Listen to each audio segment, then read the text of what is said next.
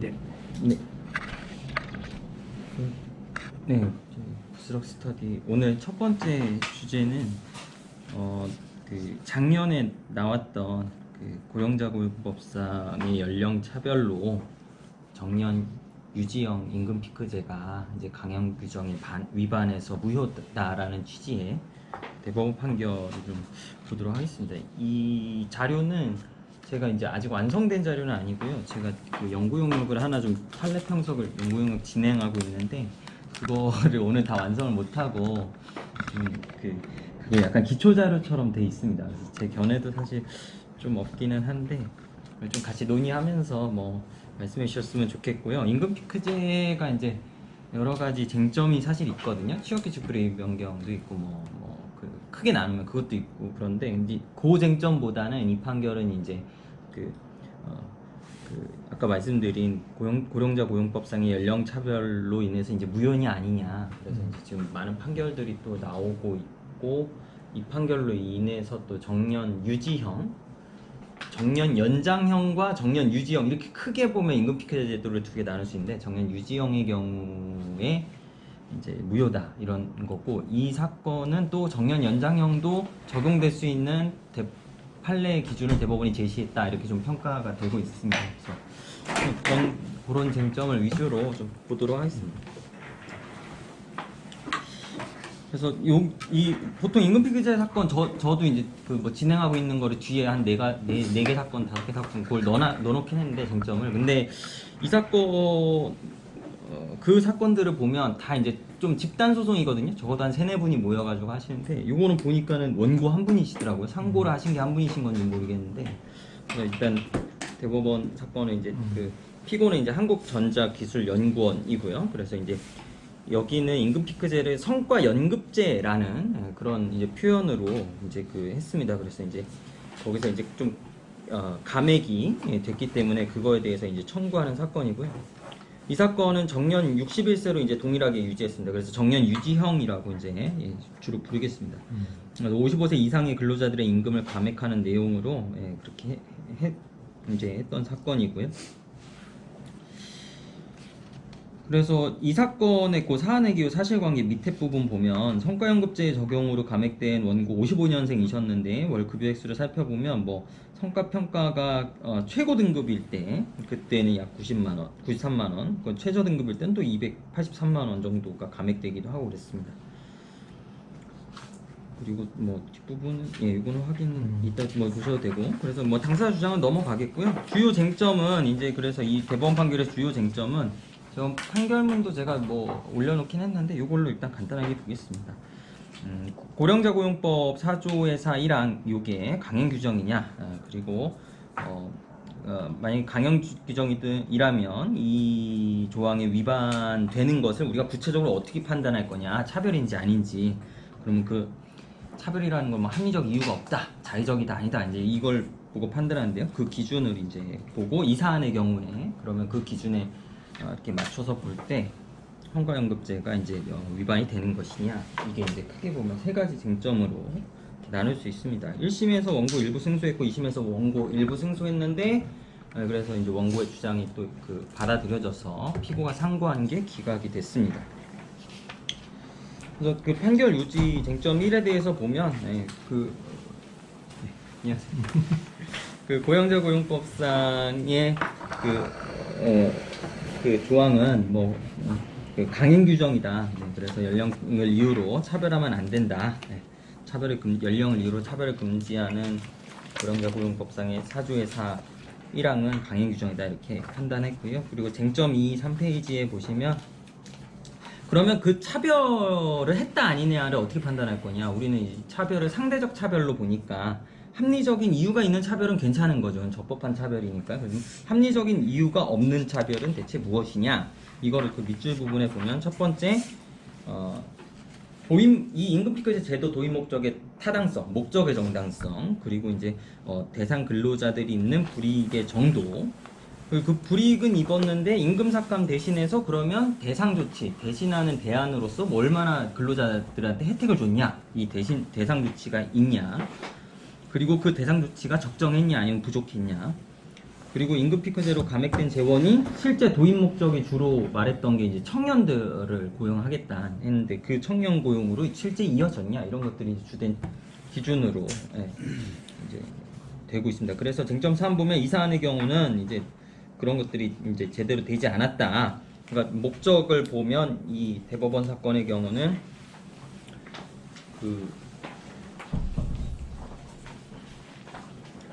피고의 인건비 부담 완화 등 경영성과 제고를 목적으로 도입한 거니까 이거는 실제 임금 피크제의 그를 정당할 그런 도입 목적으로 보기 어렵다고 이제 봤고요. 그리고 상당히 이제 원고가 임금이 일시에 상당히 대폭 하락하는 그런 불이익을 입었고, 그리고 뭐 업무를 줄여주지도 않았고요. 그러니까 대상 조치가 없었던 거죠. 뭐 원고한테 뭐 저기 다른 교육을 해준다든가 뭐 이런 것도 없었고요.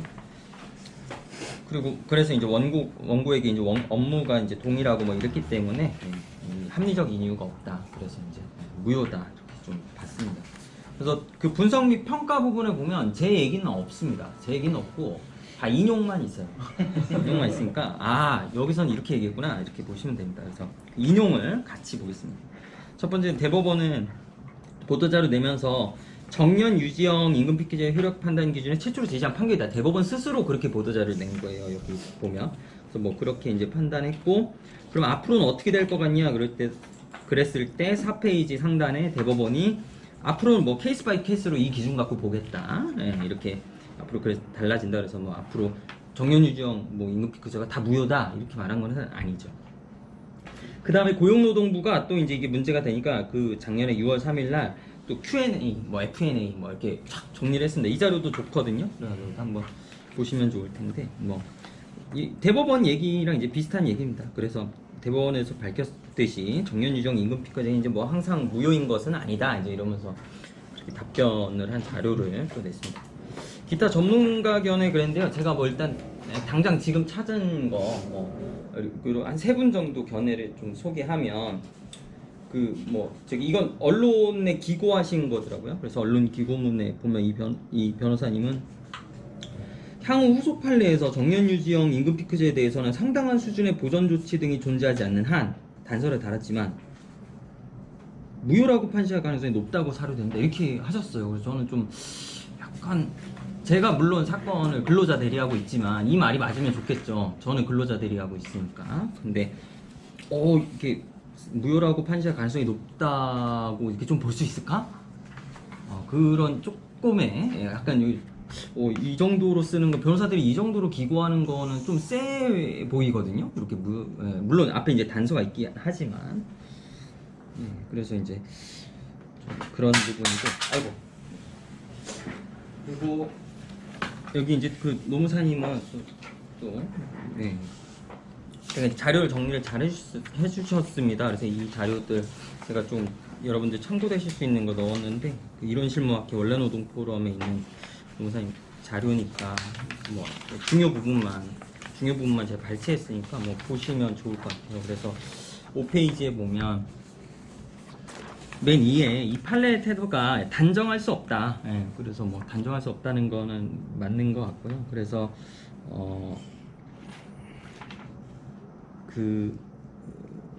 이제 세 번째 단락 이제 보시면 정년 연장 그 자체가 가장 중요한 대상 조치라는 판시 내용이 상당히 의의가 있다. 그래서 이분은 정년 연장 그 자체가 이제 가장 중요한 대상 조치다. 이렇게 이제 요거에 대해서 이제 중요하게 본 거죠. 그래서 정년 연장형 임금 피크제는 상대적으로 이제 유효로 이제 될 가능성이 높고, 그 단락의 마지막에 보면 반면에 정년 유지형의 경우는 가장 중요한 대상 조치, 정년 연장해 줬다는 그 대상 조치가 없기 때문에 다른 대상 조치로 충분히 이제 이행한 경우에 한정해서 그 정당성이 이제 인정이 될 것이다. 그래서 그 이후에 하급심 판결까지 좀 보면, 이 사건 이후에 하급심 판결까지 보면 합리적인 이유는 임금 삭감의 대상 조치를 적절하게 해줬냐, 정년 연장해 주는 거 대신에 그러면은 뭐 교육을 잘 해줬냐, 뭐 아니면 뭐 업무를 줄여줬냐, 아니면 뭐 공로 연수 같은 거라도 좀 추가로 보내줬냐, 뭐 이런 것들이요. 그래서 그런 게 있냐 없냐, 그런 게 적절하냐로 이제 보인다. 그래서 정연 유지영의 경우는 상당히 좀 엄격하게 이제 판단될 수 있다고 그러고, 여기 쓰진 않았는데 또 유명한 또 세종의 또 김동욱 변호사님 인터뷰하신 것도 아까 보니까 김동욱 변호사님도 뭐 좀 이제 기업 입장에서 좀 이거를 이 판결이 나왔다고 해서 또 우리가 그 다 무효라고 이렇게 단정하기는 좀 어렵다, 이렇게 좀 봤습니다. 6페이지 보시면 제가 하고 있는 사건 조금 정리를 했습니다. 뭐 그래서 뭐 제가 하고 있는 사건 어디라고, 이제 지방공기업들인데 어디라고 할 수는 없으니까 했는데, 그래서 첫 번째 사건 같은 다 지금 보면 정연유지영 사건이에요. 지금 세 군데를 회사를 상대로 하고 있습니다. 그래서 아직은 소송의 좀 초반이어서 뭐 이렇게밖에 좀 아직 공방이 많이 진행이 안 된 상황이어서 사실관계가 좀 드러나지가 않았어요. 뭐 저희 의뢰인이 말하는 것들도 뭐 어느 사실관계가 뭐 100% 인정되겠습니까? 그러니까 이제 상대방 주장도 더 들어보고 해야 되는데요. 첫 번째 사건은 대상 근로자에게 이제 60세까지 임금이 이제 동결이 됐던 사안입니다. 이거는 이제 임금 삭감 사안이 아니고 동결 사안이에요. 그래서 저희는 주장할 때 상승이 못 됐으니까 사실상 삭감이다, 이제 이런 논리로 이제 했습니다. 그리고 2016년부터 적용됐으니까 벌써 이제 또 상당 기간 적용이 됐고, 적절한 대상 조치, 뭐 정년 연장 없었고 추가 교육 같은 거 이제 없었는데, 제가 캡처한 부분에 보면 이게 이제 임금 피크제 하기 전에 회사가 썼던 보고서를 저희가 확보했는데, 여기 보면 뭐 마지막 줄에 별도 정원의 직무 수요나 뭐 개발의 한계라든가 이렇게 우리가 뭐 뭘 해줄 건 없다, 이런 취지의 그런 좀 보고 내용이 있어서 저희 이런 걸 좀 주장을 했고요. 아직 상대방 답변은 좀 없습니다. 두 번째 사건 청소년 여기 같은 경우는 여기도 정년 유지형인데 2017년부터 해서 최대 28%까지 좀 삭감이 됐어요. 조금 이제 숫자가 좀 상당해 보인다고 좀 볼 수 있어서 그래서 좀 주목하고 있고, 적절한 대상 조치가 또 여기도 저희는 없었다. 그리고 청년 채용에 재원 활용도 불분명하다, 이렇게 저희는 주장을 했고, 근데 이제 피고 답변 내용을 보면 이제 그런 어떤 근로시간 단축을 우리가 좀 하고 있다. 2020년부터, 그러니까 2020년부터 중간에 한 거죠. 2017년부터 한 건 아니고. 이제 그래서 저희 원고 중에 한 2명은 이제 그것도 썼다, 이제 이런 답변을 하고도, 뭐 업무 조정도 뭐 원고 몇 명은 우리가 다 해줬다, 뭐 이렇게 하는데, 그 업무도 실제 조정된 건지 아니면 그냥 연구 업무로 그냥 보직이 바뀐 건지, 그냥 돌아가는 보직이면 그걸 임금 피크제 때문에 조정해줬다고 볼 수 없지 않습니까? 그래서 그런 건 좀 아직 저희가 확인 중에 있고, 그리고 공로연수도 해줬다 이러는데, 공로연수도 원래 있었던 거라면 이게 임금 피크제 대상 조치로 된 게 아니지 않습니까? 그래서 저희가 그것도 좀 확인을 하고 그러고 있는 중이고요. 그리고 진흥원 사건 같은 경우도 정년 유지형이고, 여기서도 뭐 좀 비슷한데, 이 밑에 이제 보면은 이제 3년 차는 기준급여 20%까지 이제 삭감 조치가 좀 됐고, 그리고 이제 어떤 퇴직교육 실시라든가 이런 적절한 대상 조치도 이제 없었다. 청년은 한 명만 채용했다, 이렇게 저희 했고, 이제 피고는 이제 반박하기를 업무 부담을 우리가 줄여줬다. 그리고 어떤 150만 원 상당의 자격증 취득 양성 과정을 해줬다. 근데 뭐 그것도 이제 원래 다 해주는 거였다면 퇴직자들한테, 그러면 또 대상 조치로 의미는 없겠죠. 그래서 이런 부분들 좀 확인을 하고 있습니다. 옆에는 제가 이게 글 쓰려고 넣은 건데, 제 예전에 필기하는, 이거는 뭐 헌법에서 이제 차별금지 원칙을 판단할 때 이제 우리 그 헌법에서는 자의심사 기준이 원칙이지만 예외적으로 관련 기본권에 중대한 제한이 있거나 이러면 이제 과잉금지 원칙이 적용되지 않습니까? 그 제대군인 가산점제 사건에서 이제 그랬었죠. 그래서 제 좀 약간 내용 예전에 공부했던 걸 넣는 거라 참고 안 하셔도 될 것 같고, 네, 안 보셔도 됩니다. 제가 나중에 평석이 완성되면 그 완성된 걸로 저희 자료집에 좀 올리고 좀 정리를 하겠습니다. 요거는 그 저희 원래 포럼에 이노무사님께서 너무 그 좋은 글을 올려주셔가지고 이렇게 판례들을 이렇게 쫙 정리를 했으니까 이게 되게 중요한 거 같아요. 엄청나죠. 그러니까 뭐 저희 스터디에서 이렇게 또 좋은 자료를, 저희 그 노동법 이론실무학회 총무이사 전임 총무이사님께서 여기 앉아 계시니까요. 여기 계시네요. 전임 총무이사. 전임 총무이사님 올해 손 뗐어요. 손 떼시죠. 몇 개월 아직 안 되셨죠. 그러니까. 아직 좀 손이 좀 뜨거우시죠. 약간 정관이야. 아직 그러니까 아직 전관이셔가지고, 정관이야. 네, 총무이사님께서 제공하신 걸로 크게 보면 총무관사. 하여튼 자료를 판결들이 이렇게 지금 되고 있다. 그래서 여기서 보면 정년 유지형 같은 경우는 7건 중에 지금 3건. 물론 요 판결로만 이제 8건 중에 4건이 되지 않나 싶은데, 그러면 이제 정년 유지형 같은 경우는 지금 50%의 확률인 거잖아요.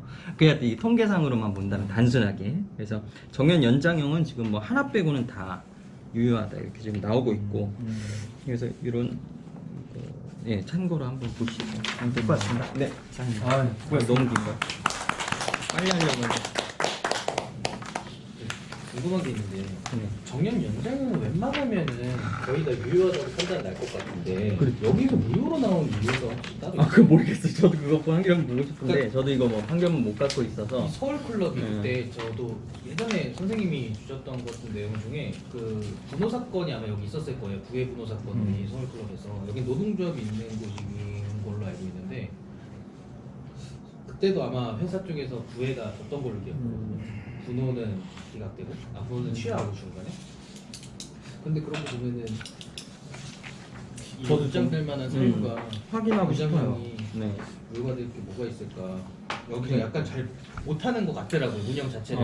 그러니까 정년 연장을 해줬는데 대체 얼마나 못했으면, 돈을 얼마나 깎았으면 무효가 나올까 싶죠, 사실.